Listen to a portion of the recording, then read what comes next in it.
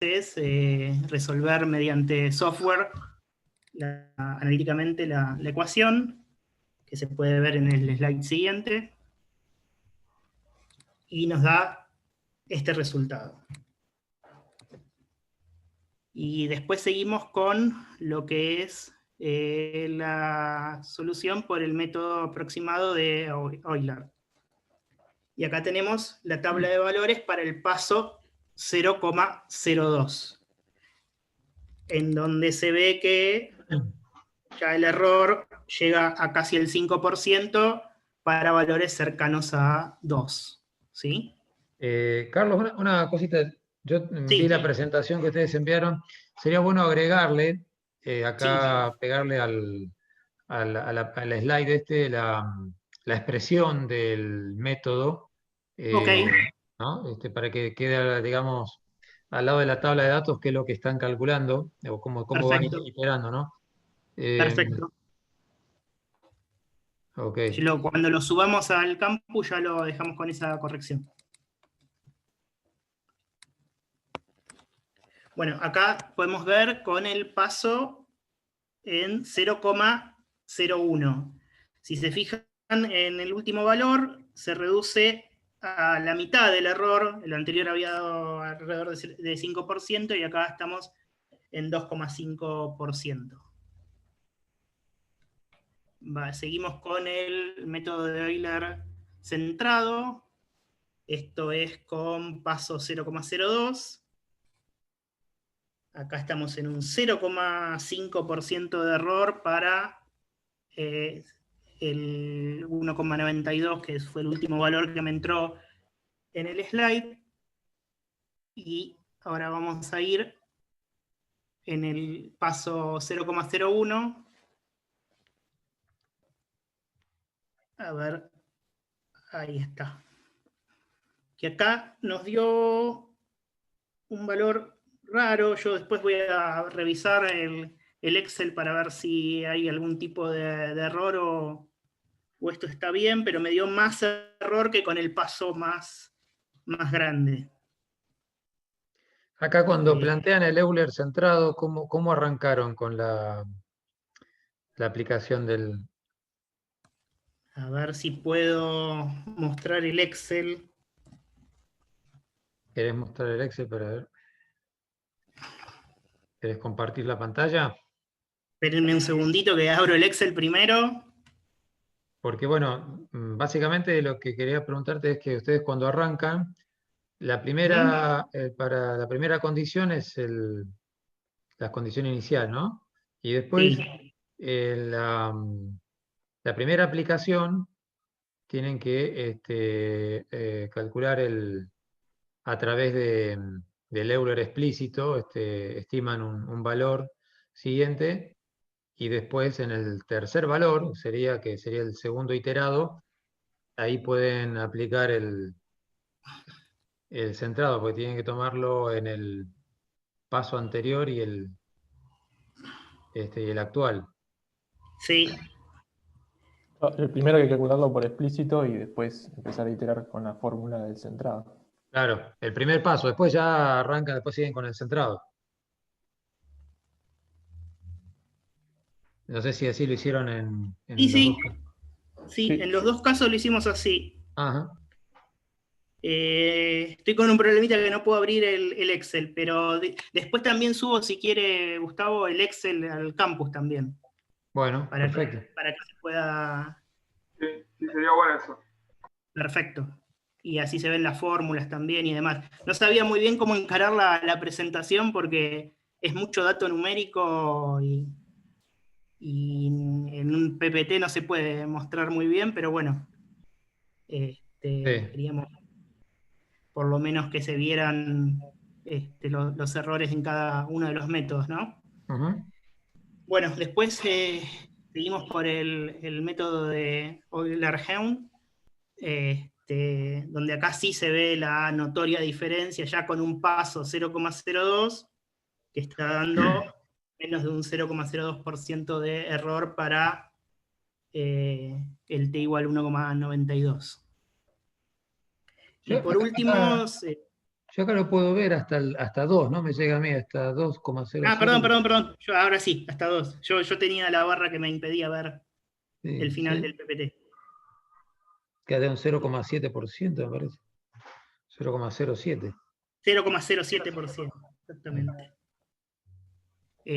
Y acá podemos ver en los gráficos la curva en Euler centrado, y en la otra diapositiva lo podemos ver comparativa, donde se ve la pequeña desviación que tiene el Euler explícito con respecto al Euler Geun, el Euler mejorado. ¿Y el analítico lo pusieron acá también? No, no. Claro.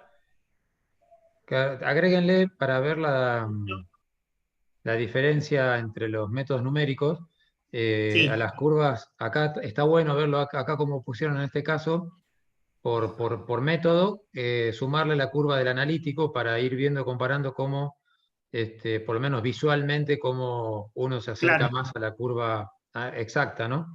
Y acá perfecto. cuando tienen todos los métodos, también agregarlo con todos juntos, ¿no? Que ahora Juan va a mostrar también un caso con Scilab donde también hace la comparativa con la solución exacta. Bárbaro. Buenísimo. Ya me pongo a trabajar con eso y lo subo al campus ya con todas las gráficas incorporadas. Y pongo las expresiones en cada uno de los métodos. Perfecto. Y subo en Excel. Bien, muy bien, Carlos. ¿Alguien tiene alguna pregunta, alguna consulta de cómo de este ejercicio? Sí, profe, puede ser igual que cuando grafiques, por ejemplo, el gráfico que está en los últimos slides, sea prácticamente, o sea, yo noto que son prácticamente idénticos entre ellos. Entiendo que es porque el paso es muy pequeño, entonces, aunque un método sea mejor que otro, quizá gráficamente con este tamaño de paso no lo podamos notar. No sé si eso es Sí, correcto o no. sí, obviamente que la precisión de la convergencia del método tiene que ver, por un lado, con el tipo de método que estás empleando, el tipo de error que tiene en función de lo que es un desarrollo en serie de Taylor, y también, obviamente, mejora la precisión con el paso, ¿no? Cuanto más chico es el paso, acá, claro, estamos trabajando y también con el tipo de ecuación diferencial que trate, ¿no? La solución de la ecuación diferencial puede hacer que, Claro, como en converja más o converja menos. sí, tal cual.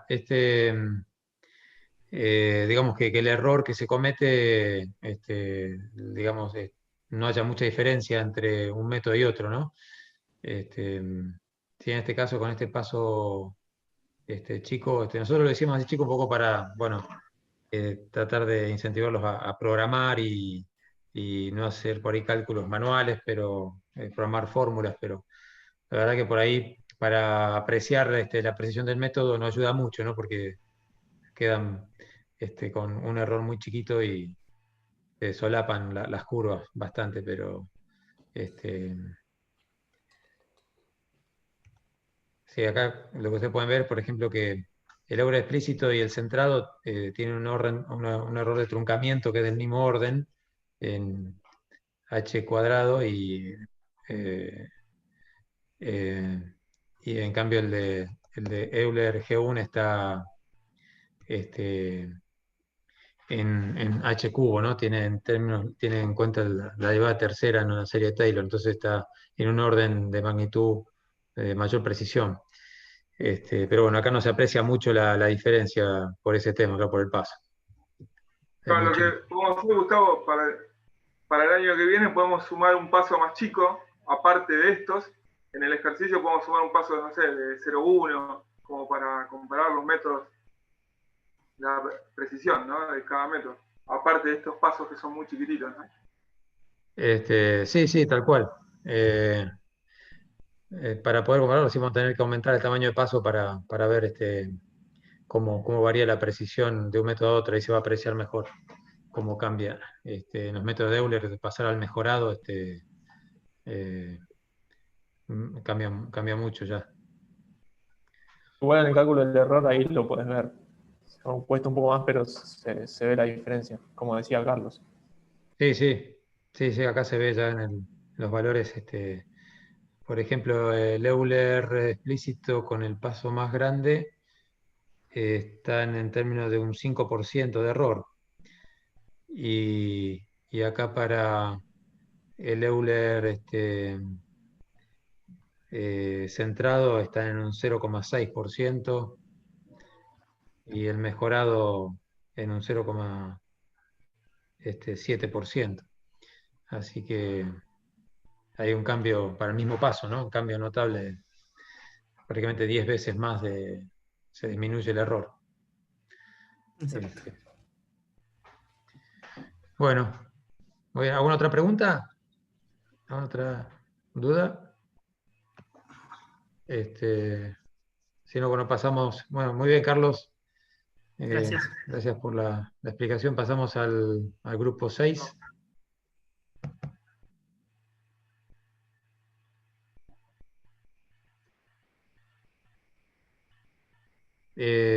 ¿Hay alguien del grupo 6 presente para explicar el ejercicio? Sí. Acá Bautista, voy a presentar el ejercicio. Perfecto, Bautista. Bueno, entonces en el ejercicio 3 tenemos como ecuación diferencial un sistema masa resorte amortiguador y nos pedían para un paso de 0,02, considerando un tiempo entre 0 y 180 segundos, resolverlo analíticamente y aplicando un método numérico. Entonces, primero aplicamos la transformada de Laplace para resolverlo analíticamente. Entonces acá está la resolución, planteamos lo que es la ecuación diferencial con cada dato, y vamos aplicando las propiedades para obtener la función en el tiempo. Bueno, ahí se ve cómo van los datos, los pasos. Ahí aplicamos fracciones parciales en ese término para poder dividir y después antitransformar. Después usamos un par de artilugios como para sacar las antitransformadas de la tabla, y al final aplicamos la transformada inversa y ya obtenemos la función de manera analítica, que es esa que se ve abajo recuadrada. Perfecto. Entonces, después procedimos a resolverlo usando un método, para después al final hacer la. Entonces nosotros aplicamos el método de Euler explícito. De vuelta acá tenemos la ecuación diferencial ordinaria, pero como es de segundo orden, tenemos que reducir la ecuación a un sistema de ecuaciones de primer orden, y para eso hacemos un cambio de variable reemplazando la derivada de x por u. Entonces ahí obtenemos las expresiones para la derivada de u, y ahí nos quedarían las fórmulas para poder aplicar el método de Euler explícito. Entonces esto usando Excel lo resolvimos para un tiempo de 0 a 180 segundos con el paso de 0,02. También nos faltaría agregar la fórmula que usamos para ir obteniendo cada número. Entonces en el cuadro que está a la izquierda resolvimos con el método numérico, pero está a la derecha está la fórmula aplicada de la función resuelta analíticamente. Y después en la última diapositiva se ve un gráfico, la comparación. Se puede ver que queda prácticamente igual. La función que está en naranja es la solución exacta, resuelta con la transformada, y la que está punteada en azul es la solución con Euler explícito. Entonces después al final hicimos otro gráfico cambiando la escala para poder tener una idea de cómo es la función en realidad. Porque la escala en los ejes verticales en el gráfico anterior era muy, muy corta, muy chica. Así nada, se puede seguir apreciando que queda prácticamente igual. Sí. Sí, porque tienen un paso muy chico. Muy chico, sí. Acá hay un tema también de estabilidad que se puede analizar, que lo presentamos como con las matrices, que por ahí la clase que viene lo vamos a comentar un poco más, que lo explicamos en la clase, pero vamos a ver cómo determinar autovalores de la matriz que nos va a quedar como la derivada de la velocidad y la derivada de la posición para poder determinar los autovalores de esa matriz, y con los autovalores se puede establecer el lambda para ver con qué valores tienen que tener los autovalores. Si van cambiando los parámetros del sistema, que los autovalores de esa matriz A dependen de los parámetros del sistema, ¿no? De la masa, la rigidez, el amortiguamiento, y de la fuerza de excitación, ¿no? De la excitación externa. Entonces, si los autovalores son, el módulo del autovalor de la matriz son mayor a 1, vemos que se puede demostrar que el sistema empieza a ser inestable, y se puede rápidamente visualizar. Por eso la clase que viene lo vamos a podría comentar un poquito con el tema de diferencias finitas, y lo cerramos cómo analizar la estabilidad de un sistema de ecuaciones, en este caso de 2 ecuaciones de primer orden, ¿no? Para resolver un sistema de segundo. Muy bueno, ahora está muy bien. No sé si se entendió. ¿Alguien quiere consultar algo de este ejercicio?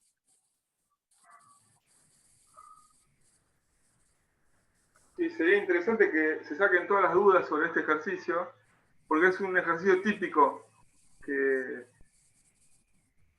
estamos tomando. De hecho, en el último final hemos tomado uno muy similar. Así que el hecho de resolver una ecuación diferencial de segundo grado con estos métodos es algo que tienen que dominar. Así que estaría bueno si tienen alguna duda, si no les quedó claro, que la pregunten ahora, o si no, bueno, por el foro cuando lo vean bien.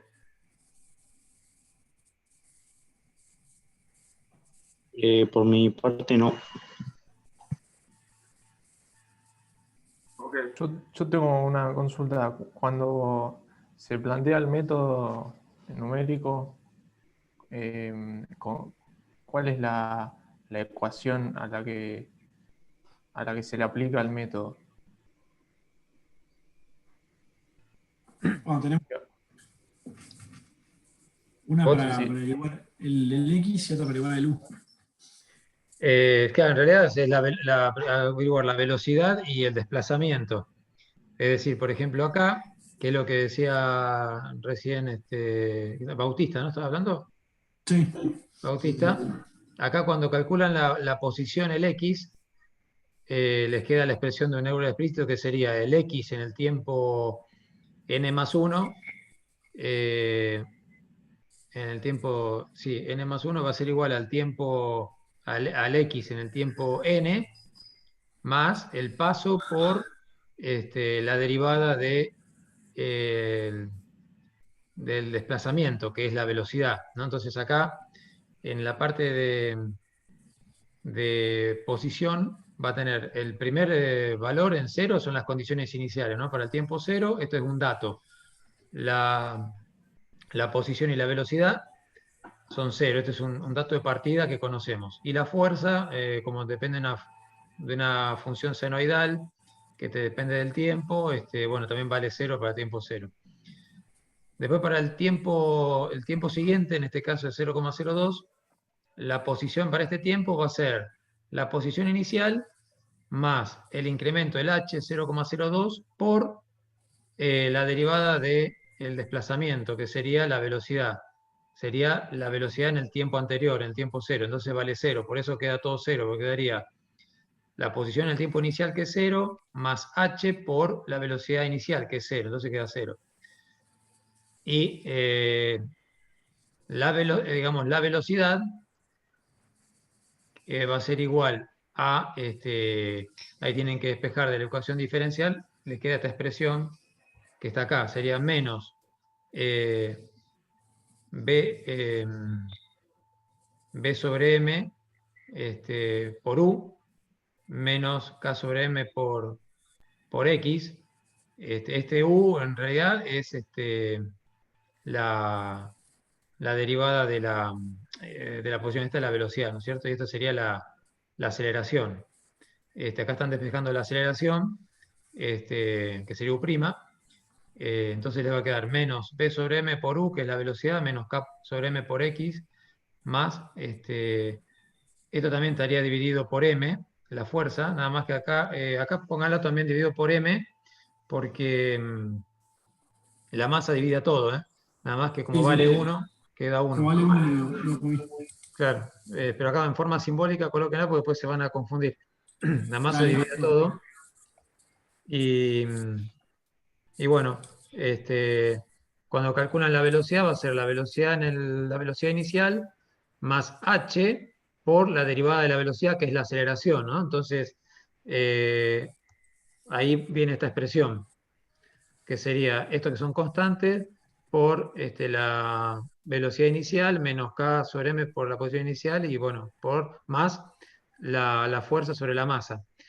Y bueno, en este caso para el tiempo 002 todavía también da 0 porque todas las condiciones iniciales son nulas.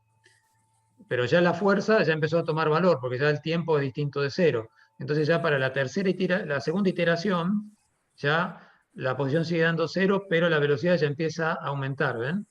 Entonces van trabajando simultáneamente con la posición como la posición en el tiempo anterior más el paso por la derivada de la posición, que es la velocidad. Y la velocidad lo toman como la velocidad en el tiempo anterior más h por la derivada de la velocidad, que es la aceleración, que en este caso es su prima. Esta expresión, ¿se entiende? Sí, entonces se aplicaría el método dos veces, digamos, por duplicado, y así después se van integrando para hallar la solución final. Sí. No sé si entiendo. Listo, A ver está si lo perfecto. tengo. Mira, acá, yo lo puse acá, lo estaba tratando de explicar al ejercicio que presentó Bautista. Lo tenés acá, mira. Este sería la velocidad y la posición, ¿no? Entonces acá X, fíjate que X responde a esta fórmula que está acá. Es en el tiempo K más 1, que sería este tiempo, es la posición en el tiempo anterior, que sería el inicial, más h por la velocidad inicial. Y que es la velocidad, es esta expresión, sería la velocidad en el tiempo K más 1, sería la velocidad en tiempo K, que sería la velocidad inicial, menos h por la aceleración, que es la derivada de la velocidad, que acá está distribuido el h en cada término de la fórmula de la aceleración, ¿no? Y acá aparece sobre la masa, que es lo que le decía a Bautista recién, que lo pongan, porque si no después se van a confundir. ¿Se Sí, ahí entiende? entendido perfecto. Sí, sí. Gracias. No, de nada. Bueno, no sé si tienen más preguntas. Si no, seguimos con la parte de Scilab que Juan preparó para explicar los métodos de Euler y también el método de Runge-Kutta que vamos a dar hoy. Disculpa, Gustavo, yo tenía una duda, aunque por ahí la puedo despejar ahora con lo que va a explicar Juan, porque Sí, me quedó más que nada una duda con lo que era el método implícito, también llamado hacia atrás. sí, Porque estuve tratando de replicar los ejemplos que se habían dado en clase en Excel, y si bien lo de los demás métodos sí me dieron igual, ese me daba con una pequeña diferencia. Entonces, no, me parece que debo estar agarrándole en algo. Mira, los métodos implícitos, por lo general, si la ecuación diferencial es lineal, lo que vos haces, viste, vos calculás el tiempo o calculás ya sea la posición, la temperatura, bueno, el parámetro que quieras determinar en el tiempo K más 1 en función de el tiempo anterior más el h por la derivada evaluada en el tiempo actual, ¿no? En el K más 1. Entonces, ahí vos lo que haces en la derivada reemplazás la ecuación diferencial en el tiempo K más 1, y si la ecuación diferencial es lineal, podés separar términos y despejar digamos, el valor que querés iterar en el tiempo k+1 en función del h, el tiempo anterior, y bueno, si la función está también en términos de la variable, en otra variable, por ejemplo, puede ser en x y en y, te queda en términos de x y del h, ¿no? Y del valor de la función en el tiempo anterior. O sea, tenés que despejar. No sé si lo hiciste así. Yo creo que sí, igual, si no, en todo caso, a ver si puedo compartir pantalla, si no, lo muestro porque lo tengo justo con un Excel. A ver.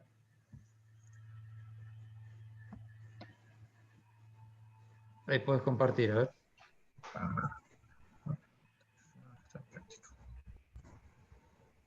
Ahí está, no sé si se ve. Sí, Era justo el ejemplo este que habían dado en clase. sí.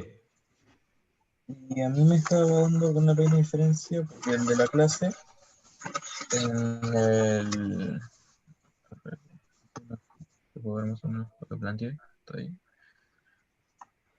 En el implícito, por ejemplo, arrancaba en 1, después seguía 1,28, 1,69, entonces ahí es, a mí, por ejemplo, fui quedando 1,26, 1,61, es esa pequeña diferencia que no termino de encontrar. Pero ¿cómo planteaste vos el cálculo de, por ejemplo, la primera iteración en el implícito? ¿Cómo lo calculás? El valor, por ejemplo, para 1,1.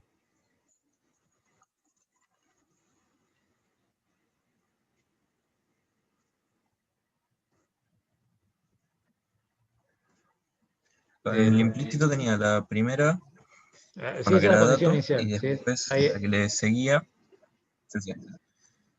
después la que le seguía era con lo que sería el I0 más 0,1 por 2 por el otro, el que le seguía, 13. 13. pero fíjate que ahí te va a quedar, mirá, vos cuando reemplazás tenés el valor, el i sub 1, el y de i sub 1 va a ser igual al al y sub i, que sería 1, que es el anterior, es la condición inicial, más h por 2 x i más 1, que sería 1,1, por el i de i más 1, que no lo sabés. Claro. Entonces ahí tenés que despejar, ahí tenés que pasar para el otro lado el h por 2 por x de i más 1 por y de i más 1, como restando del y más 1. Lo tenés que pasar al otro miembro, al miembro del lado izquierdo. Y Ok. tenés que despejar el y más 1, ¿entendés? Ah, sí, sí, sí. Entonces te va a quedar Sí. igual al y sub i dividido 1 menos 2h por x i más 1. Ah, ok, sí, ¿Te das ahí cuenta? lo vi. Cuando la ecuación diferencial no es lineal, ahí tenés que tener un sistema de ecuaciones para poder determinar el valor del i más 1 que tenés que estimar. Es más complicado, pero en este caso, cuando son lineales, las ecuaciones podés reemplazar y despejar el y de i más 1. Ok, perfecto. ¿Se También entiende? entonces, ahora lo corrijo por ese lado. Sí, sí, Bueno, perfecto, gracias. no hay nada. Juan, ¿querés? Yo te pongo acá para compartir. Dale, Gustavo. Ahí Avanzamos está. con esta presentación. Dejo la cámara apagada para que no tengamos problemas de conexión. Voy acá.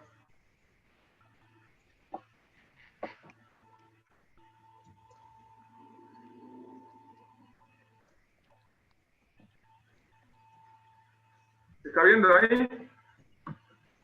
Sí, perfecto. Sí. Bueno, buenísimo. Bueno, la idea acá es mostrar cómo resolver estas ecuaciones diferenciales que se llaman EDO, que son ecuaciones diferenciales ordinarias. Estamos trabajando con una sola variable. Bueno, la idea básicamente es ver cómo resolver con los métodos de ES-y-LAB, ¿sí? O sea, lo de la ordinaria era que nuestra función solución depende de que sería la independiente, la dependiente depende de una sola variable que sería la independiente, ¿sí? Entonces, si la función solución depende de más de una variable independiente, ahí tendríamos que estar trabajando con derivadas parciales, que es el último tema que vamos a ver sobre ecuaciones diferenciales. Entonces, bueno, estas son las EDO. La función solución depende de una variable solamente, independiente. Entonces, la idea básicamente es trabajar con el método de Euler, el explícito, el Euler mejorado, que se llama método de Helm, y después lo que vamos a mostrar es el de Runge-Kutta, que es que Gustavo va a explicar hoy la parte de los fundamentos, pero lo que les voy a explicar es cómo se aplica, ¿sí? Cuáles son las fórmulas, cuál es el algoritmo para aplicarlo. Y vamos a ver algunos gráficos y cómo responden en forma comparativa a esos métodos. Como ejemplo estamos siguiendo el del apunte, el que subimos en el apunte de la cátedra. Entonces, bueno, vamos a comenzar. El ejemplo básicamente es este. Es y' igual a 2x por y, con un valor inicial que sería cuando x vale 1, y vale 1. O sea, y0, 1, x0, 1.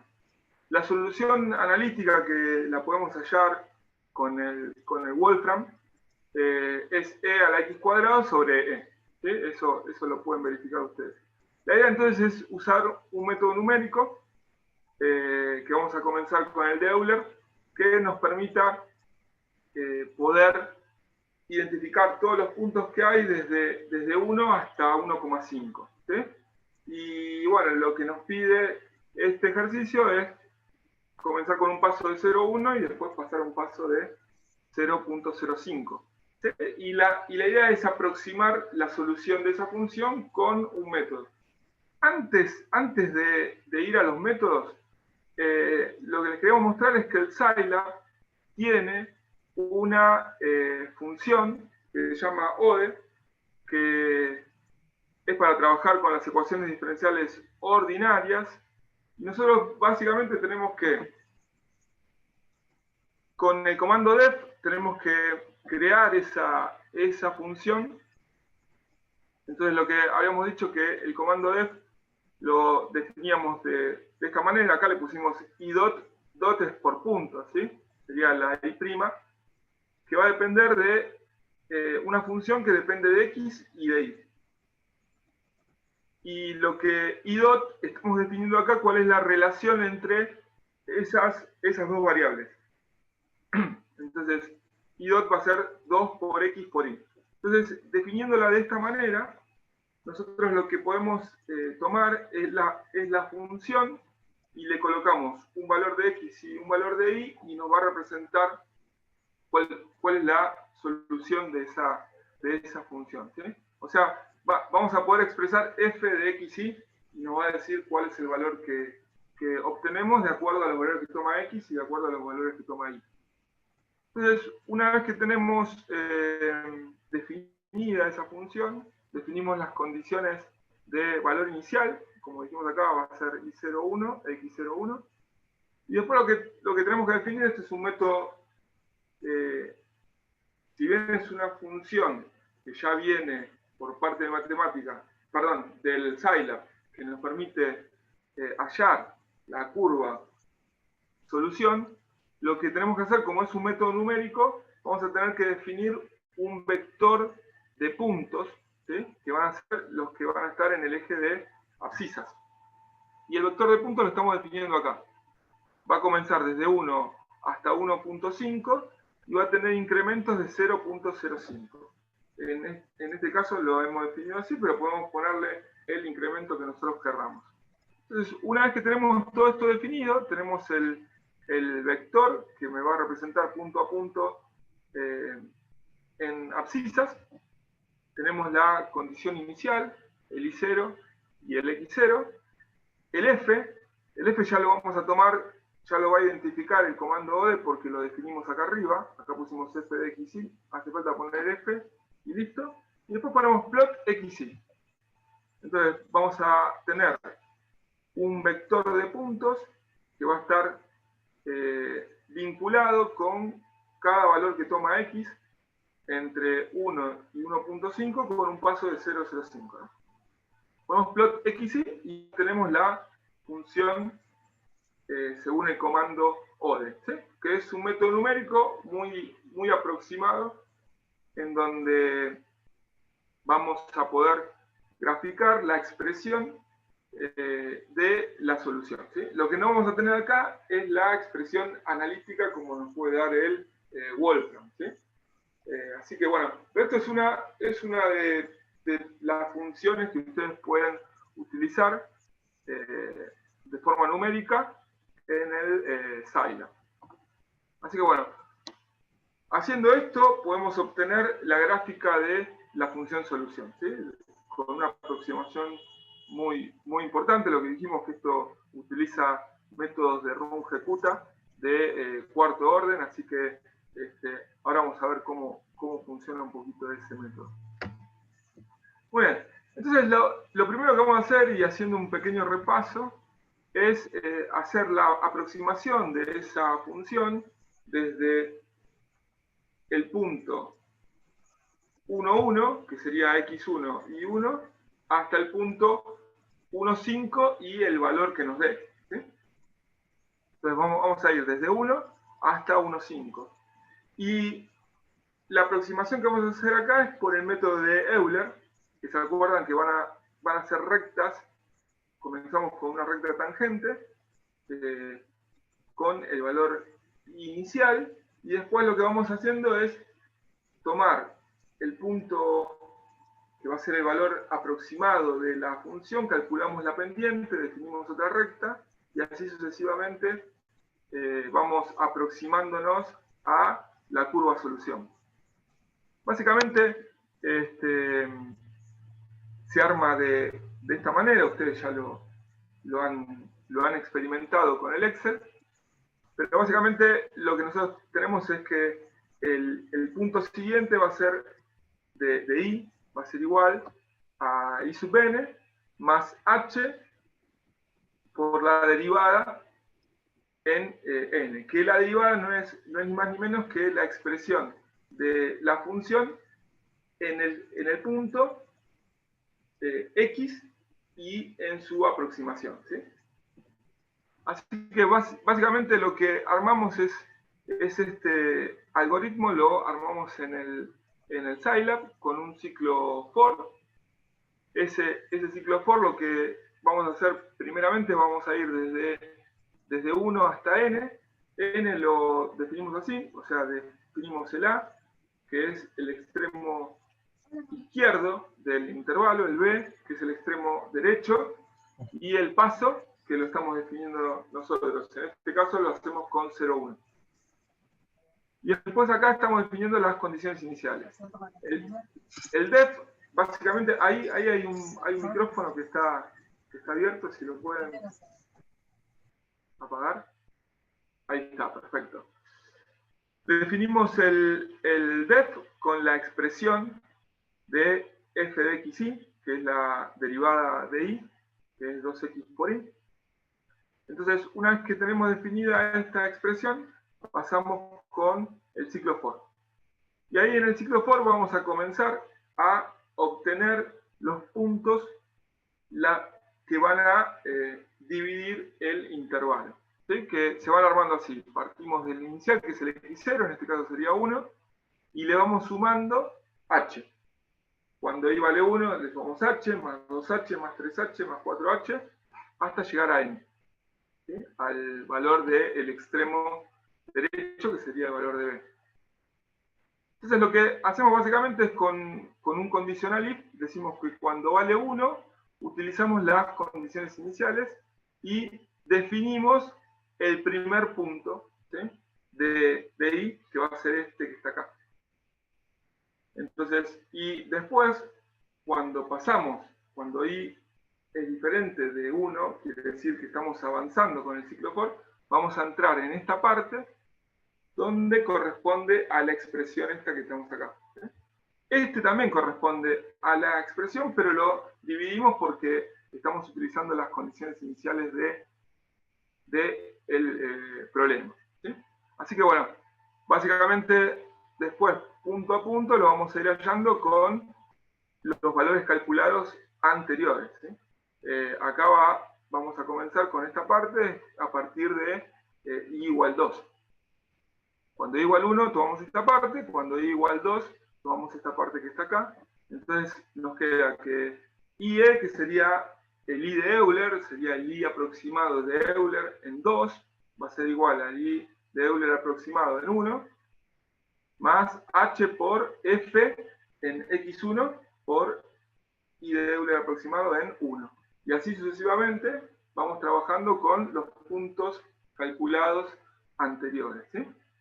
Y bueno, y de esa manera vamos definiendo todos los puntos que van a aproximar a la curva solución, ¿sí?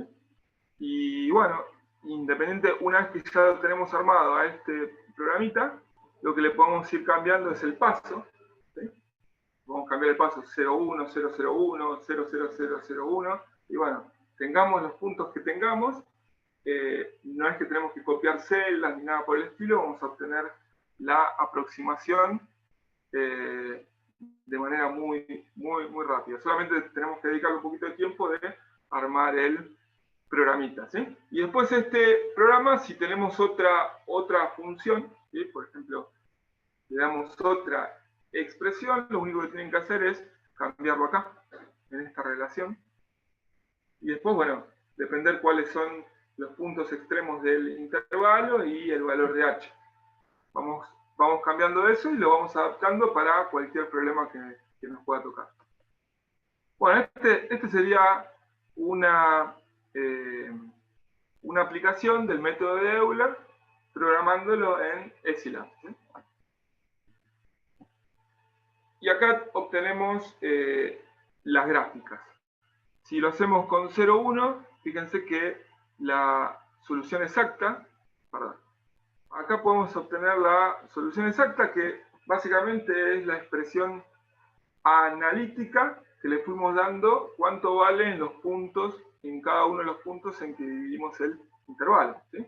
Entonces, por un lado la curva azul va a representar la solución exacta, que la vamos a sacar de la expresión analítica, que es la función que nos dio el Wolfram, ¿sí?, o cualquier otro software, o si no, surge del cálculo que hacen ustedes, ¿sí?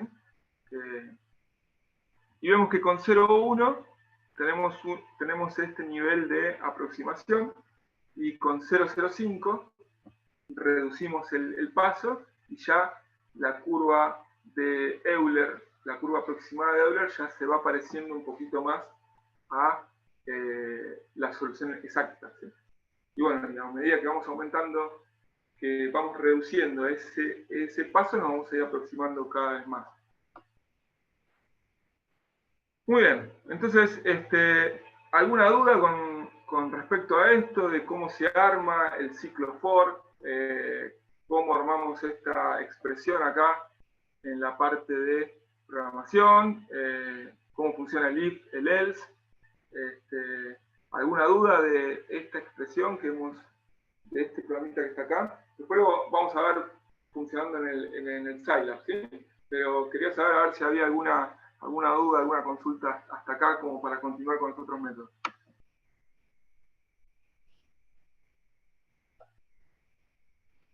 ¿Ninguna, chicos? Esto quedó claro, Juan, de mi parte. Bueno, buenísimo. Acá, este es un gráfico que lo tenemos en el apunte, y queríamos mostrárselos para para debatirlo, ¿sí? Este es un gráfico que corresponde a qué.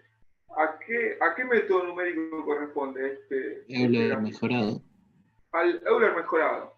Y este gráfico tiene un error. Hay un error acá. Hay un error del gráfico, ¿sí? ¿Alguno podría llegar a decir cuál es el error? ¿Vieron algún error acá? Esto como para debatirlo.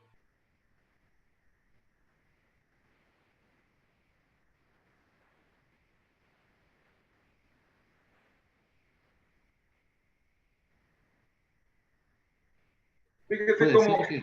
Sí, decime. ¿Puede ser que la pendiente de la recta tiene que estar en un punto medio? La pendiente, acá tenemos la primera recta que surge, que es tangente a la curva, que sale de las condiciones iniciales, y esta es la primera aproximación que nosotros tenemos por el método de Euler, ¿sí? Si en la primera aproximación trazamos la próxima recta y sacamos un promedio entre esas dos rectas y utilizamos esa pendiente promedio, ¿sí? Esa pendiente promedio entre las dos rectas, es decir, de la primera aproximación y de la segunda, de Euler, sacamos el promedio, y utilizamos esa pendiente promedio desde el inicio, vamos a obtener este punto. Pero ¿qué sucede con este punto? Fíjense lo que tenemos acá. Tenemos este punto y tenemos este punto acá. Este punto está directamente sobre la curva. Y después este punto que está acá, lo que está mostrando es que es el i en x1. Y este es el i en 1, que también corresponde al x1. Tendrían que estar todos sobre una misma recta vertical, digamos, ¿sí? O sea, este sería por Euler, este sería por Euler mejorado, y este sería el punto que sería correspondiente a la función solución, ¿sí? A la curva solución, sería el punto exacto, ¿sí? Entonces hay un problemita en el gráfico que lo vamos a corregir, que tiene, bueno, que está acá, ¿sí? Así que le vamos a mostrar ahora cómo sería el gráfico. Sería de la siguiente manera. Nosotros tenemos esta curva, que es la curva solución, que podríamos decir que es la exacta. Partimos con Euler del x0 y 0, y vamos a tener la primera recta, ¿sí? Vamos a lanzar una recta tangente a esa curva, y en x1 vamos a obtener un primer valor, un valor aproximado que sería i1 asterisco.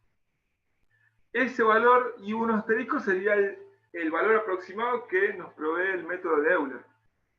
Ahora, el método de Euler mejorado nos dice, bueno, ok, calculemos la pendiente de la recta también a partir del valor aproximado y del punto x1, y nos va a dar otra recta más, y calculemos el promedio entre estas dos pendientes, y esa recta, que sería el promedio, con el promedio de estas dos pendientes, la vamos a utilizar para obtener la aproximación, obtener la primera aproximación, ¿sí? Y no tomar esta i'1 que sería la de Euler, sino vamos a tomar otra aproximación un poco más cercana al valor verdadero, que sería este punto. Y este punto surge de obtener el promedio de estas dos pendientes, tirar una recta a través de este punto con el promedio de estas dos pendientes, y en x1 me va a dar un valor que va a estar más cercano al valor verdadero, digamos, ¿sí? Entonces, fíjense, en este mismo gráfico, esta sería la aproximación de Euler, esta sería la aproximación del Euler mejorado, que utiliza el promedio de estas dos pendientes, y esta sería la aproximación, este sería el valor exacto, ¿sí? ¿Se entiende entonces cuál es el problemita que tiene este gráfico? ¿Sí? Cuando se lo ve así. Sí, profe, está claro. Está claro. ¿Les quedó claro ahora? Bueno, muy bien. Entonces, siguiendo con el método de Euler mejorado o método de Helm, lo que tenemos acá básicamente es el valor para calcular el valor de IN más 1, vamos a trabajar con el valor de I sub n, que es el anterior, más h, que es el paso, por el promedio de las pendientes que vimos acá, ¿sí? Y lo que dijimos es, para hacer el promedio, sería la semisuma, ¿sí? O sea, vamos a estar en el valor medio, ¿sí?, de esas dos pendientes. Muy bien, entonces, básicamente, acá se utilizan dos constantes que van a ir variando con cada iteración, que se llama K1 y K2, que nos van a facilitar hacer el algoritmo. Entonces, a este valor, que sería h por f de xn y n, lo vamos a llamar K1. Y a este valor de K va a surgir de h por xi más h y I sub b más K1 que depende de este valor que tenemos acá.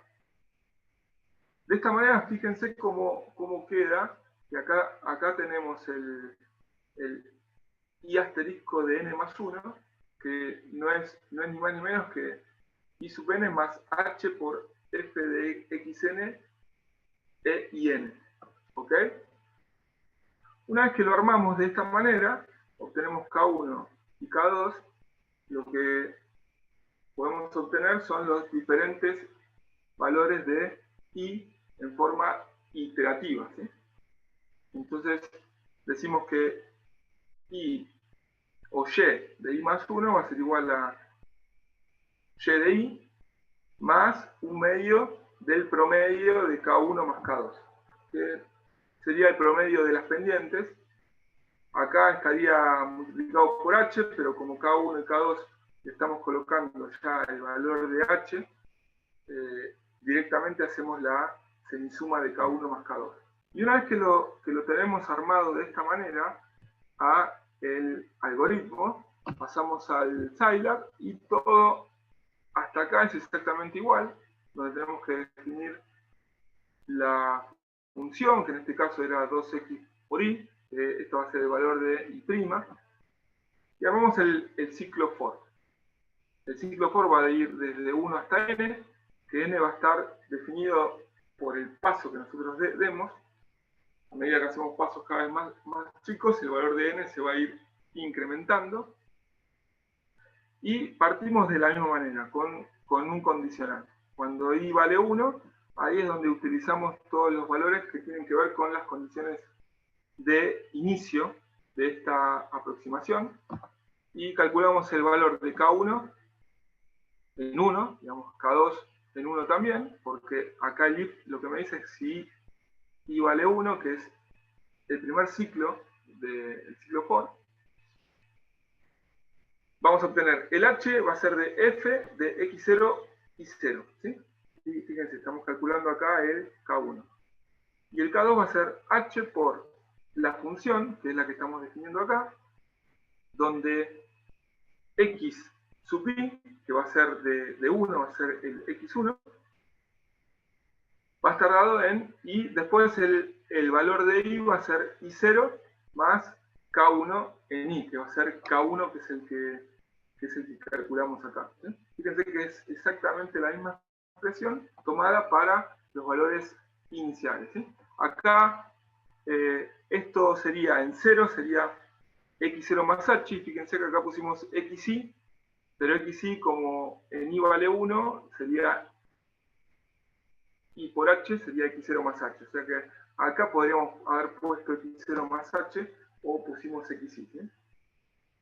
Y después, una vez que tenemos esto, calculamos el IH1, que es el de Helm, que es la aproximación de Helm, en donde tenemos el I0 y el promedio de K1 y K2, ¿sí?, que sería la semisuma.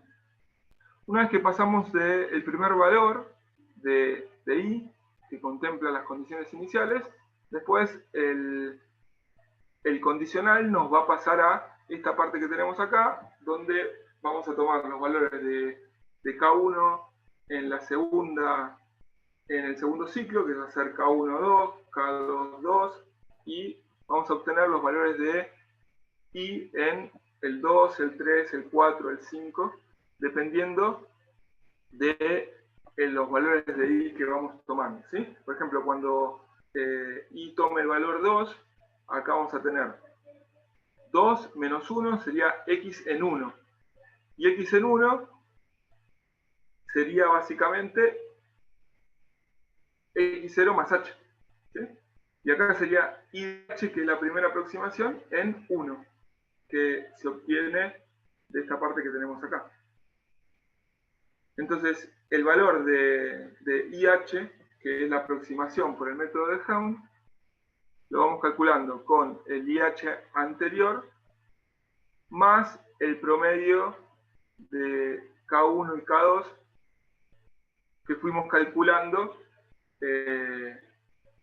en esta iteración, ¿sí? En este caso va a ser K1 en 2 y K2 en 2, ¿sí? Y así sucesivamente se van formando todos los puntos de la aproximación, ¿sí? Entonces, ¿por qué utilizamos K1 y K2? Y bueno, son recursos o formas de expresarlo a este método numérico para facilitar un algoritmo de cálculo, ¿sí? Hasta acá, ¿cómo vienen? ¿Alguna duda respecto a cómo se formó este algoritmo de cálculo? ¿Cómo se va formando con el I1? Cuando toma el I1, toma valores de las condiciones iniciales, y después cuando pasa al segundo ciclo for, vamos a tomar los valores de I igual 2 y vamos a ir obteniendo todas las aproximaciones, todos los puntos que van a aproximar a la solución, ¿sí? ¿Alguna duda respecto a acá? ¿Hasta acá? ¿Y cómo se formó el método? Bueno, ahí sí, si querés graficarlo, ya tenés los dos, podés hacerlo con los dos vectores X, Y H, I, ¿verdad? Claro, porque tenemos acá el XY justamente para graficarlo después. Claro, Lo fuimos para formando armar el vector. Claro, para armar el vector que nos va a permitir hacer la gráfica. Y después vamos a obtener acá, como le vamos dando diferentes valores, también vamos a obtener el vector de los diferentes valores que vamos obteniendo. ¿Ok? Sí, perfecto. Ahora vamos a ver después en el Scilab. Lo que vamos a ver acá, lo que vemos acá es que el gráfico nos arroja muy buenos resultados si los comparamos con el método de Euler, el método de Helm. Con 0,1 ya fíjense cómo estamos muy próximos a la curva analítica, y con 0,05, donde reducimos el paso, estamos casi exactos, ¿sí? Y esto es una comparación que tenemos con paso de 0,1 entre Euler y Helm, ¿sí? Fíjense, la curva verde es la solución exacta, o la que viene de la parte analítica. Después tenemos la aproximación de Helm, que está casi pegada, y después en rojo tenemos la aproximación de Euler explícito. Y estamos acá con el mismo paso, ¿sí? Tenemos un poquito más de costo computacional, porque fíjense que con el método de Helm ya tenemos que definir el K1, el K2, y bueno, hay que hacer el promedio. El otro era como más directo, ¿no? Muy bien. Y acá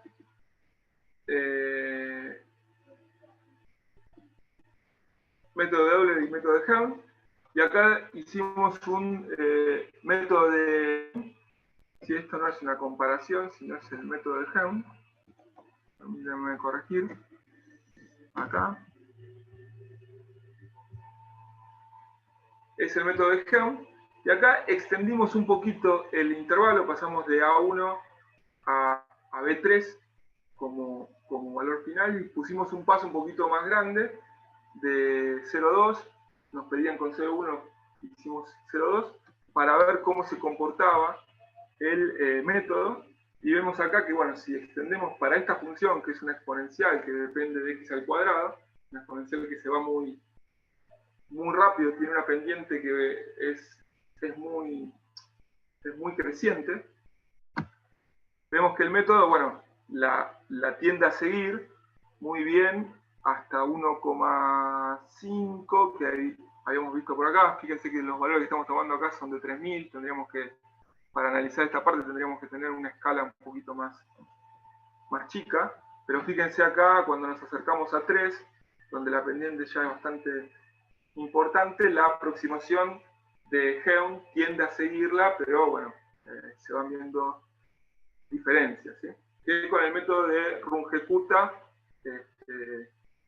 acá, con estos valores, el método de Runge-Kutta funciona muy bien. Así que bueno, eso era un poquito las expresiones de cómo armar el método de Euler y el método de Geum. Acuérdense que el método de Geum tiene el tema de los promedios, para tener los promedios de las pendientes, para tener una mejor aproximación. Y bueno, y hemos visto que haciendo la comparativa eran bastante buenos.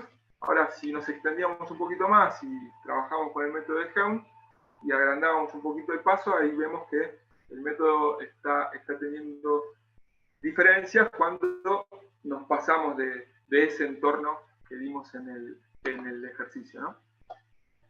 Ahora vamos a ver el método de Runge-Kutta de cuarto orden, que es uno de los más conocidos. Por ejemplo, cuando ustedes ponen en el matemática n de solve, recuerdan que para resolver ecuaciones diferenciales a veces lo resolvían con métodos numéricos y le ponían un n de solve.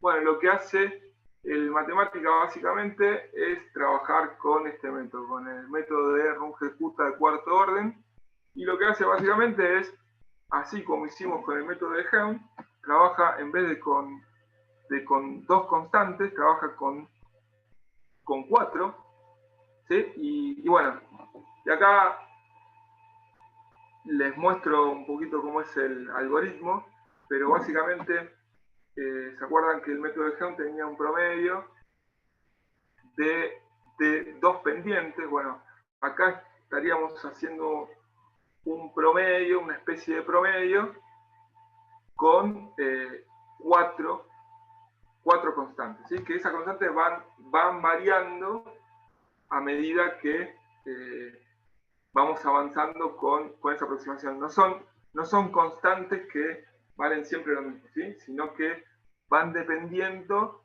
de la derivada, ¿sí? De la expresión de la derivada de la función. En este caso, K1 sería la pendiente de Euler. Acá K2 estamos trabajando con un xy más un incremento más la mitad de ese incremento. En K3 estamos trabajando con el valor que estamos obteniendo de K2, y en K4 va a depender también de la pendiente de un valor que tenemos en K3, y bueno, y después las aproximaciones salen con hacer K1 más 2K2 más 3K3 más K4, todo eso dividido en 6. Bueno, toda esa expresión, todas esas fundamentaciones después las va a explicar Gustavo, ¿sí? Yo les quería mostrar cómo es el algoritmo acá, básicamente. Entonces, podemos partir del método de Geum y así definimos. Con el if que habíamos explicado, definimos K1, K2, K3, K4, y esta sería la aproximación, que sería I de RK, que sería Runge-Kutta 4, de cuarto orden, ¿sí? Entonces, básicamente, lo que estuvimos haciendo acá es copiar las expresiones que nos dice Runge-Kutta de cómo debemos definir K1, K2, K3 y K4. El if en i igual 1 utilizamos las condiciones iniciales, y después para IRK 4, 2, para la que sigue, nos metemos con esta parte de la expresión del algoritmo, que vamos a utilizar, como se ve acá, siempre es los puntos anteriores y vamos trabajándolo de forma iterativa, ¿sí? Así que, bueno, esto es básicamente cómo trabaja este algoritmo, que la definición es muy similar al método de Helm, lo único que estamos sumando estos K3 y K4, y bueno, y tiene un costo computacional un poquito mayor, pero van a ver ahora los beneficios que tiene y por qué es tan difundido en todos estos software de matemática que hemos utilizado acá en la facultad y los que se utilizan en el mundo, ¿sí? Básicamente acá los valores de K1, K2, K3, K4, cuando vamos a utilizar la aproximación número 2, fíjense que todos estos valores dependen de los puntos anteriores que hemos calculado. Acá aparece i-1, o sea que esta parte va a comenzar en 2, o sea que este sería en 1, y los valores de K1, K2, K3, K4 dependen de los xi y de los valores aproximados de la iteración anterior, ¿sí? Así que bueno, esto es el método, esto es el algoritmo, es algo muy básico de cómo pasar lo que nos dice rungecuta a un software con un ciclo for y dentro de un ciclo for un condicional. Toda esta parte que hemos definido acá es exactamente la misma que venimos haciendo para Euler, para Helm y ahora para rungecuta. Y bueno, y vamos a ver cómo se comporta el método de rungecuta de cuarto orden. Esto sería A1B, sería 1.5, que es el problema que nos dieron, y nos habían dicho que probemos con un H de 0.1. Fíjense que acá no se puede percibir diferencia, esto es rungecuta, ¿sí? No se puede percibir diferencia entre la solución analítica, que es la exacta, y la aproximación de rungecuta. Es prácticamente exacta. Fíjense acá, hicimos este truquito de extender el límite de la derecha, que estaba en 1.5, lo extendemos al 3 y le agrandamos el paso al doble. Fíjense cómo se comportaba. Vamos para atrás, cómo se comportaba el método de Helm, que lo vemos acá. Fíjense cómo se comporta, que es el de Euler mejorado. Acá ya empieza a haber diferencias y fíjense cómo se está comportando el de rungecuta. O sea, la función incrementó muchísimo su pendiente, pero el método de rungecuta ahí sigue con una aproximación muy buena. Acá le agrandamos el paso a 0.5 y acá ya estamos viendo alguna diferencia, pero fíjense que estamos más que duplicando ese paso. Pasamos de 0.2 a 0.5 y todavía el método sigue respondiendo de forma muy buena. Y esto básicamente es una comparación de todos los métodos que hemos visto, que Euler, fíjense el de Euler con un paso de 0.2 y extendiéndonos hasta 3, fíjense cómo responde el de Euler respecto a la solución exacta, que es la azul. Fíjense acá, ya a partir de, digamos, de 2, ya la aproximación que tiene es muy mala. El método de Helm todavía se quiere acercar a la solución exacta, pero miren cómo se está comportando el método de rungecuta, ¿sí? Cuál es la diferencia, la precisión que tiene cada uno, ¿sí? Por eso este método tiene un poquito más de costo computacional que el de Helm, pero fíjense cómo responde, ¿no? Y bueno, básicamente los métodos de rungecuta que tenemos nosotros es el de cuarto orden. En los libros de métodos numéricos se presenta el método de Euler se presenta como un caso de métodos de Runge-Kutta con un solo valor de K1, ¿sí? que lo podemos programar de esta manera. El método de Helm utiliza dos valores, K1 y K2, que el método de Euler sería un Runge-Kutta de primer orden, el método de Helm sería un Runge-Kutta de segundo orden, o de orden 4, o de orden 2, ese sería de orden 1, de orden 2, y el más utilizado es este que es de orden 4. ¿Sí? O sea que ahora ustedes saben o tienen el conocimiento de cómo funciona el detrás de escena de los software que venían utilizando en Análisis 2, cuando ponían n de solve. Ahora saben qué es lo que está haciendo el matemática, que está utilizando un algoritmo en el cual está definiendo todas estas ecuaciones y después va a un programita como el que hicimos, con un ciclo for, y los va determinando todas esas aproximaciones. Ahora les quería mostrar acá, en el matemática, hablando de matemática siempre, vamos a hacer acá está. Este es el cuadro, es la consola principal.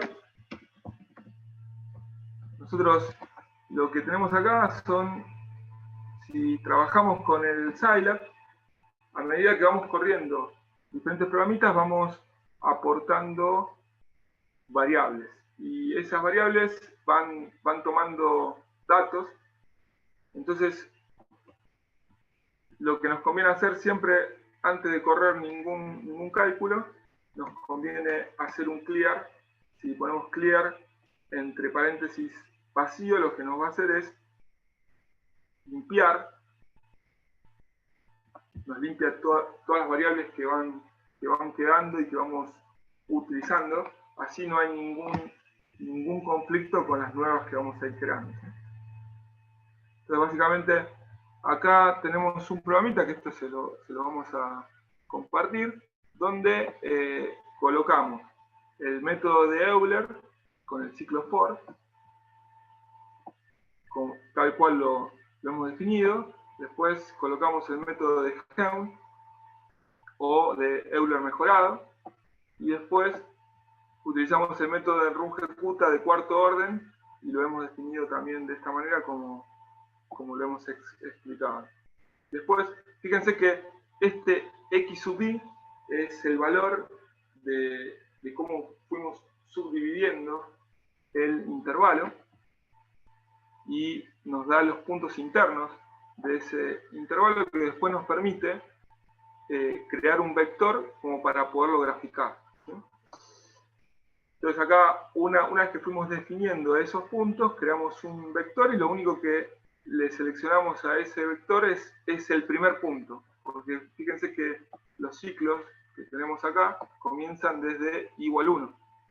Entonces acá estamos comenzando siempre desde x1, pero nos faltan las condiciones iniciales. Entonces creamos un vector que va a ser x0, estamos agregando el punto de x de inicio, y después ponemos acá x, esto es una, se me fue el nombre de cómo se llama este, es como un apóstrofe. Esto lo que nos provee es la transpuesta del vector que estamos identificando acá. Vamos esto. Corremos acá y tenemos el cálculo, ¿sí? Y tenemos la forma de graficarlo. Ahora les voy a mostrar también cómo es ese tema. Pero fíjense, nosotros hemos definido acá, con este x sub i, nosotros colocamos acá en la consola, el x, nos va a dar un vector que tiene una sola columna y varias filas. ¿Sí? Ahora, si nosotros le queremos agregar la parte principal, digamos, o las condiciones iniciales, lo que hacemos es x0 y la transpuesta de este vector. Básicamente hacemos esto. X transpuesta, lo que nos pone es un vector fila, ¿sí? Este es un vector columna y nos pasa un vector fila. Y de esta manera, pasando esto a un vector fila, le podemos agregar un punto más que es el de la condición inicial. Lo mismo hacemos, estamos haciendo exactamente lo mismo con las diferentes aproximaciones de los diferentes métodos. El I es el de Euler, el IH es el de Heun y el IRK4 es el de conjecuta de cuarto orden, ¿sí?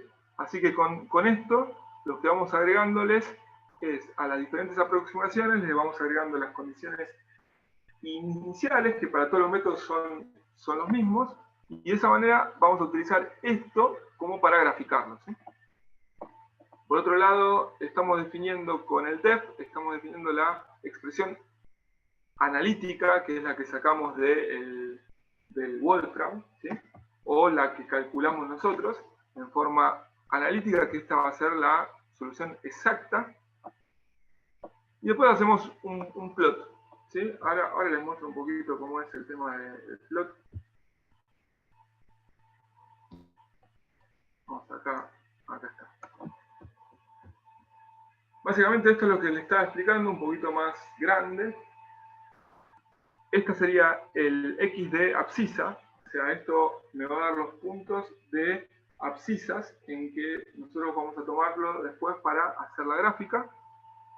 Y bueno, acá vamos a tener una I aproximada que depende del método que utilicemos, va a ser el de Euler o el de Heun o el de conjecuta del cuarto orden.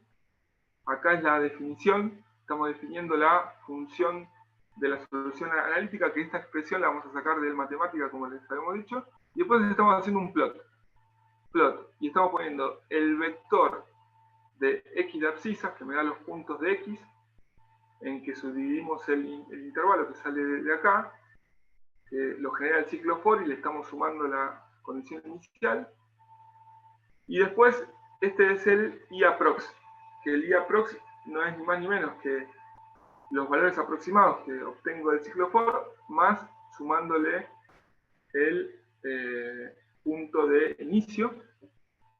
Entonces hacemos plot XABS y IAPROX, estos nombres son arbitrarios, ¿no? O sea, cualquiera le puede dar el nombre que le guste. Entonces hacemos un plot acá, y esto RS- significa que va a ser R de red, de rojo.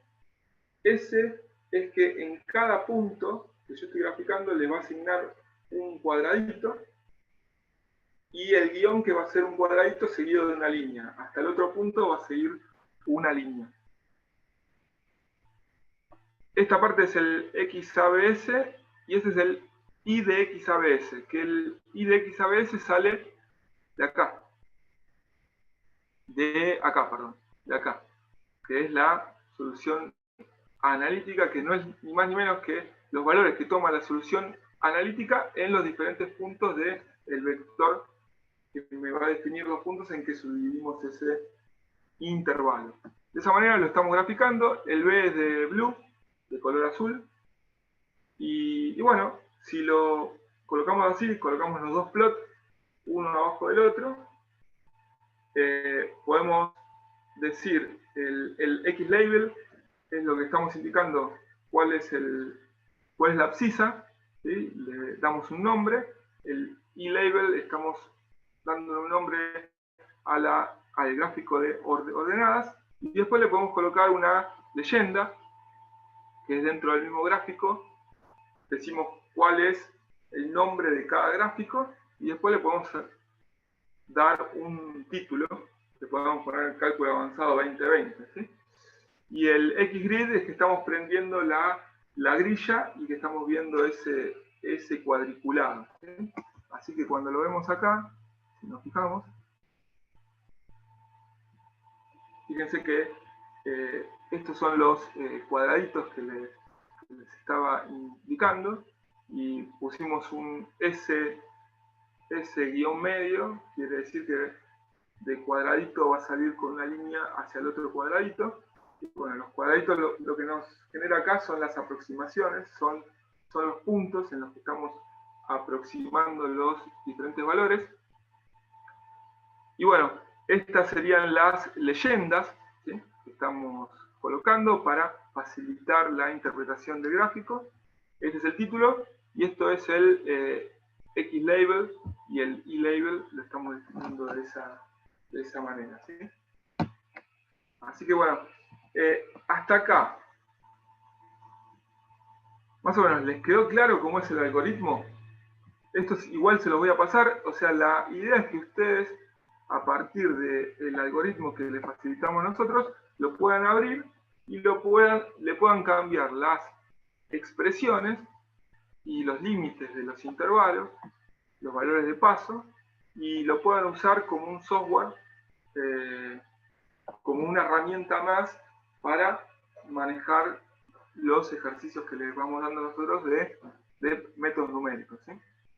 También lo pueden hacer con el Excel, eso queda a criterio de ustedes, pero seguramente trabajar acá con un paso, fíjense, vamos a hacer, antes que nada, vamos a hacer un clear, vamos a limpiar todas las variables, pero acá, digamos, bueno, vamos a trabajar con un paso de 0.05, y fíjense acá,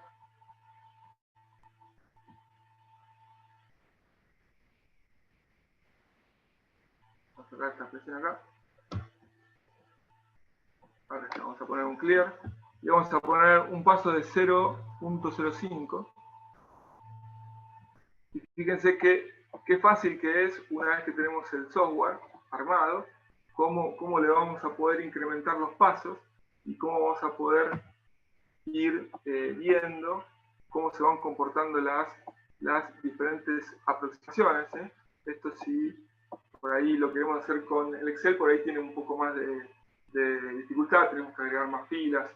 Así que bueno, para hacer estudios, para hacer análisis, para ver cómo se comportan las diferentes aproximaciones, tener el software, una vez que tenemos el software armado, nos facilita después poder hacer los análisis. Fíjense acá con 005 tenemos la expresión de Helm, que se aproxima bastante a la solución exacta. El método aproximado de Runge-Kutta de cuarto orden prácticamente es exactamente igual. Y fíjense el método de Euler, ¿sí?, que con 005, que es un paso bastante chiquitito, también no está respondiendo muy bien para estos valores, ¿no? Para los valores más chiquitos, donde las pendientes de la función es bastante más chica, ahí sí responde bien, se aproxima bien. Para los valores donde la función toma pendientes muy, muy grandes, ahí ya se separa bastante, ¿sí? Así que bueno, esto sería los tres métodos que hemos utilizado. A ver, no sé si hay alguna pregunta hasta acá. ¿Alguna duda? Profe, yo no entendí muy bien lo de cuando hiciste la traspuesta del vector de salida de X. Sí. O sea, eso lo haces para incluir el valor inicial en el primer casillero, digamos, del vector. Exactamente. Justamente es para incluirlo, ¿sí? Porque si lo hacemos de esta manera, estamos poniendo x0 más la traspuesta, estamos transformando este vector, que es un vector columna, en un vector fila. Entonces, fíjate acá. Ah, está bien, vos no pusiste ni una coma en el medio. Es como que Claro. generaste un nuevo vector sumando dos vectores x0 y x traspuesto. Claro, exactamente. Fíjate, vamos a hacer un clear acá y le vamos a poner un paso un poquito más chico. No sé, tenemos 0.5, vamos a poner un paso de 0.5. Ahí está. Vamos a ver.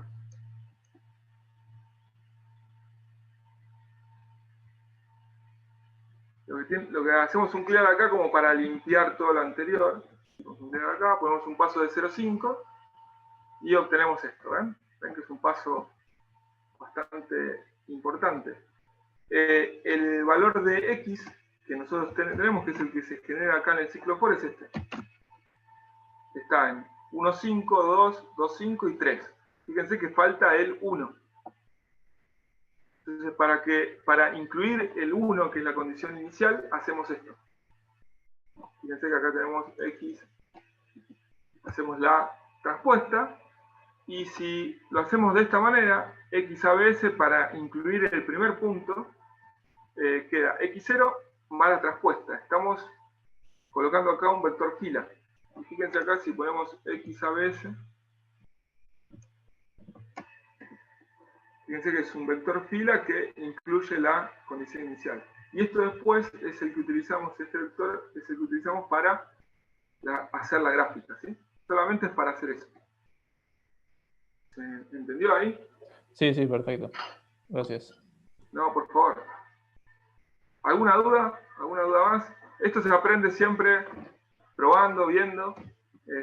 No queda otra, ¿sí? ¿Alguna duda sobre estos tres métodos que vimos? Vimos Euler, vimos método de Helm y el de Runge-Kutta. El de Runge-Kutta, lo único que vimos es el algoritmo de cálculo, pero fíjense, y con estos gráficos estuvimos viendo la potencia que tiene el método de Runge-Kutta de cuarto orden, que no estamos sumando mucho más costo computacional, pero estamos teniendo unos niveles de aproximación que son fabulosos, ¿sí? Y acá lo estamos testeando con una función solución que tiene unas pendientes bastante importantes. Fíjense que es una exponencial que depende de x cuadrado. Bueno, entonces todos podemos decir que pertenecen a la familia de Runge-Kutta, ¿sí? Todos podemos decir que pertenecen a la familia de Runge-Kutta, el método de Euler y el método de Helm. Y después el más conocido es el de cuarto orden que vimos acá. Y esto es algo, lo hacemos rapidito también, es cómo trabajar con el Scilab para las ecuaciones de orden superior. Las de orden superior, bueno, tenemos acá una derivada segunda. Esta derivada segunda, nosotros vimos que el método de Euler funciona con I' y una función, entonces lo dividimos en dos. Decimos que I' es igual a U y que U' va a ser igual a f de x y U. Trabajándolo de esta manera, como ya lo vieron, vamos a obtener los diferentes valores aproximados de I, cuya derivada va a ser U.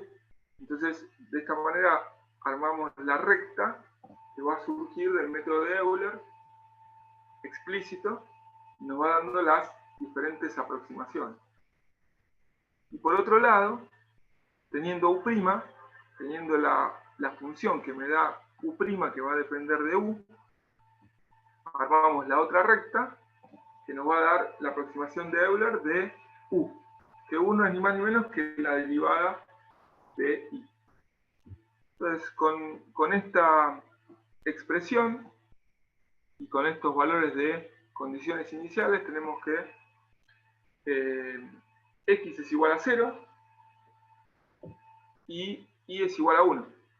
Acá tenemos I' en 0 es igual a 2, que esto es igual a U. U es igual a 2. ¿Saben? Porque I' es igual a U. O sea que tenemos el valor de x0, de I0 y de U0. Entonces, a partir de ahí, podemos plantear la expresión de f de x y U, que no hay que más que despejar, ¿sí?, de la expresión, y armamos, como se ve acá, el algoritmo de cálculo. Entonces, lo armamos de esta manera, y bueno, esto ya lo ha explicado Gustavo. Bueno, básicamente tenemos una primera parte donde trabajamos con las condiciones iniciales para obtener I1 e U1, que de ahí arrancamos después para I2, U2, I3, U3, y así sucesivamente trabajando con los puntos anteriores ya calculados. Y de esa manera vamos a obtener la aproximación de I y de su velocidad, ¿sí? Que sería U1, o U, digamos. Básicamente el algoritmo de cálculo tenemos que ir al método de Euler, ¿sí? Que es el que hemos dicho, y vamos a agregar la parte de U. ¿Sí? Fíjense, en este caso, una vez que obtenemos, en este caso vamos a obtener la función sería de x y u, y sale de despejar como habíamos visto acá. Acá. Esta es la expresión que tenemos, menos x por u menos i. U, acuérdense que es i'. Y con eso armamos la aproximación por el método de Euler de u. Y después tenemos acá la aproximación por el método de Euler de i, que va a depender de u. ¿Por qué? Porque u es la derivada de i. Entonces, para la primera condición inicial usamos siempre el ciclo if con i igual 1. Y a partir de las condiciones iniciales calculamos los primeros valores aproximados. IE1 y U1. Y después, cuando continuamos con el ciclo for, a partir de 2, 3, 4 y 5, y así sucesivamente, bueno, vamos trabajando con esta expresión, que son las que tenemos acá, que van a, los valores que siguen dependen de los valores anteriores. Es un ciclo iterativo, y de esa manera vamos definiendo todos los valores aproximados de I y de U con una doble aplicación de Euler, ¿sí? Esto también se puede hacer para rungeputa de cuarto orden, ¿sí? O sea, así como se aplicó con Euler, se puede aplicar con rungeputa de cuarto orden, que es lo que haría el matemática cuando ponen una ecuación diferencial de segundo orden y le ponen un n de solve, lo va a hacer con rungeputa, ¿sí? Pero acá, bueno, lo podemos hacer para no meter tanto cálculo, lo vamos a trabajar con el método de Euler explícito, ¿sí? Así que bueno, básicamente este es el armado, y bueno, y sería eso. No sé si tienen alguna duda de cómo está funcionando esto que está acá. La parte de gráficos es el mismo concepto que habíamos dicho, lo pueden tomar directamente del software que le damos nosotros y lo van variando ahí. Lo que sí tienen que entender cómo funciona, ¿sí? Básicamente es eso. No sé si quedó alguna duda, chicos, de lo que estuvimos viendo hasta acá.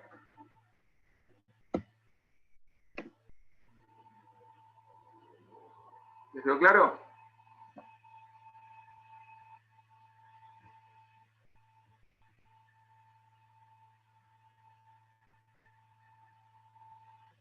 Acá había una pregunta de Walter que dice: profe, una consulta a los códigos del programa que da el libro de métodos numéricos para ingeniería. ¿Para qué programa o lenguaje estarían pensados? Esto vos estás hablando del Chapra.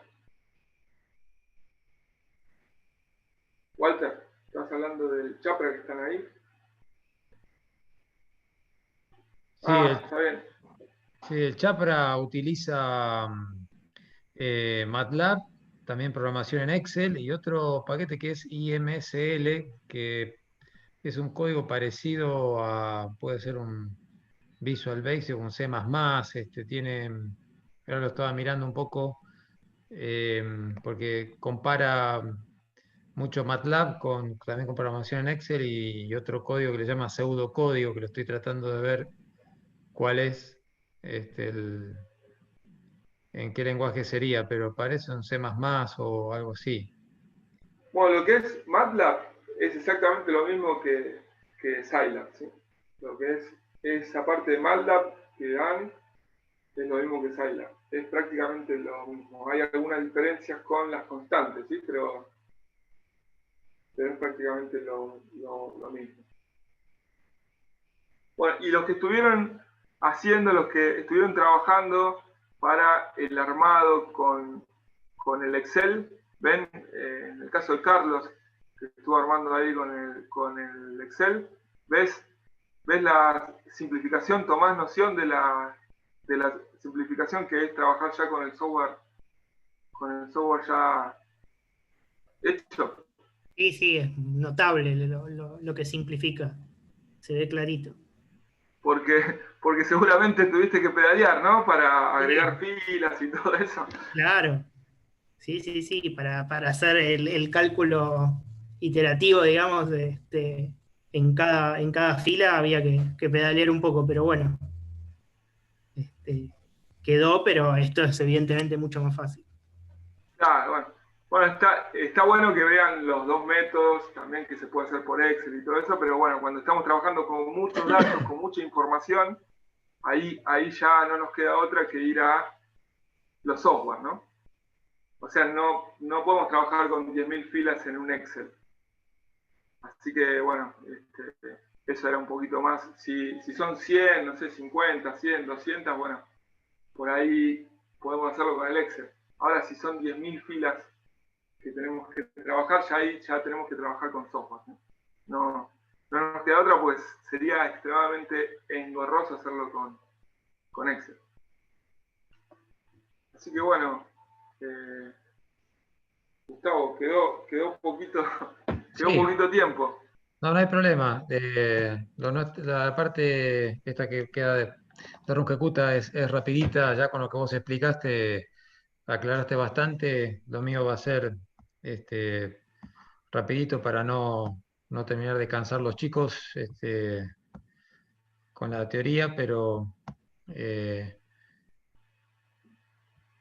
vamos a ver acá.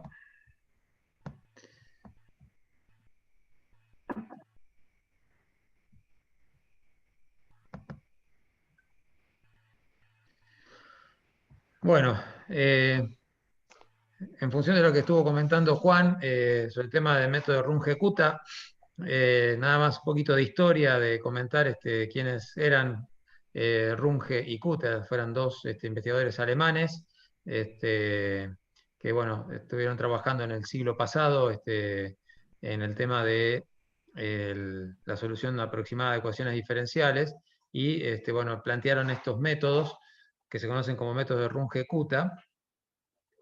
Y bueno, como decía Juan, partiendo del método de Euler explícito, por ejemplo, donde estimo un valor de la solución de la ecuación diferencial en base a un valor anterior, más un paso h por phi, ¿no? Phi que viene a ser la ecuación diferencial o la derivada en el punto anterior, ¿no? Esto es como, en este caso, si es una ecuación diferencial de una sola variable, bueno, en términos de x, ¿no? Este es, digamos, el planteo del método de Euler explícito, básico que vimos.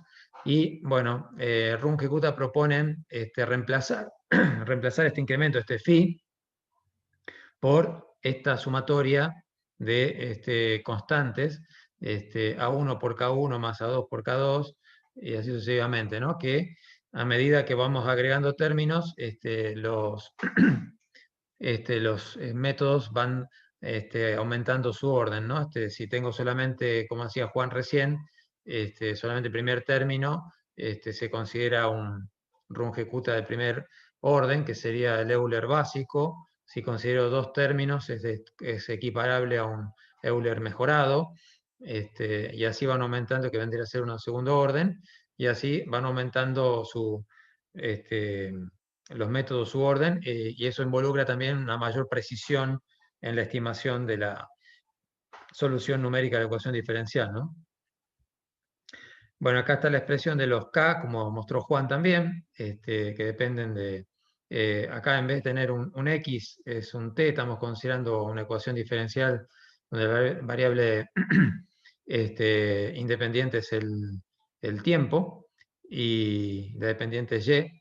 Y acá tenemos, en el caso del K1, que se estima con los valores iniciales de la función, el K2 con un incremento, el H multiplicado por una constante P1, y en el Y también se afecta por una constante Q11, ¿no? Estos valores de P y Q son constantes que se determinan para cada método de Runge-Kutta. Por ejemplo, para el caso del Runge-Kutta de segundo orden, como había mostrado Juan, tenemos que sería la sumatoria, el I sub n más 1 lo determinamos como el I sub n, el valor anterior, más el H por el promedio de las pendientes, ¿no? Acá sería la sumatoria de A1 por K1 más B1 por K2. En este caso, K1 estaría expresado como H por la función evaluada en el tiempo anterior, y el K2 sería en un incremento, ¿no? Y lo que consiste en esto es determinar cómo se calculan los valores de A1, A2 y P y Q, ¿no? Sería P1 y Q11 en este caso. Entonces, para el caso del método de Runge-Kutta de segundo orden, los valores de las constantes estas se igualan, igualando la fórmula esta de aquí arriba a una serie de Taylor, una expansión de serie de Taylor de segundo orden. En ese caso, digamos, nos queda esta expresión donde tenemos que determinar los valores de A1, A2, P1 y Q11. Entonces, como tenemos tres ecuaciones, se asume un valor de alguna de ellas para poder resolver este sistema, ¿no? Entonces, en este caso, para que coincida la fórmula esta con un desarrollo de Taylor de segundo orden, los valores de estas constantes tienen que tener estos valores. A1 y A2 tienen que valer un medio, y P1 y Q11 valen 1.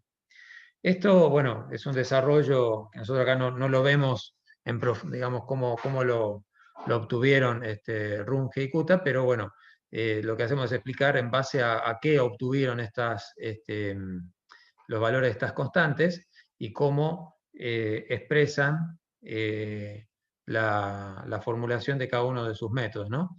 Entonces, la fórmula esta para el caso de segundo orden, que coincide con el de Euler mejorado, esta tiene una aproximación con un término hasta el h cuadrado en la serie de Taylor, o sea, hasta el tercer término. Entonces, esto, en este caso, cuando estas constantes tienen este valor, digamos, coincide con el de Euler mejorado. Obviamente que estas constantes, para hacer un Euler de segundo orden, pueden tomar otros valores. Lo que pasa es que estos valores, se puede tomar una familia de valores. Lo que pasa es que estos valores son los que hacen coincidir a la fórmula con un desarrollo de Taylor hasta al tercer término, ¿no? Pero bueno, yo puedo obtener a partir de esta condición, fijar otras condiciones y obtener también para otra expresión de la formulación de Runge-Kutta de segundo orden con otra aproximación. Pero obviamente que esta sería la más óptima para hacer coincidir la expresión de Runge-Kutta con un desarrollo de Taylor hasta el término h cuadrado. Y bueno, como decía Juan, obviamente que el método de Euler básico es un procedimiento de Runge-Kutta de primer orden. Entonces, en el caso de Runge-Kutta de cuarto orden, bueno, la expresión que quedaría, vamos a tener cuatro términos, los K1, K2, K3 y K4, que no es más que reemplazar la ecuación diferencial, los valores de la derivada, en partes intermedias del intervalo para promediar las pendientes, ¿no? Fíjense que en este caso el primer valor está evaluado en el valor inicial, el segundo valor de la pendiente está en un valor, digamos, más la mitad del incremento del h, y el valor de, evaluamos el I estimado en I más un incremento de 1/2 de H por K1. En K3 también lo evaluamos a la derivada en 1/2 del paso, del valor inicial más 1/2 del paso, y el valor estimado lo evaluamos en 1/2 de la derivada anterior K2 por el valor del paso, y el último valor se hace la estimación en el incremento de TI más H, que sería evaluándolo en TI más 1.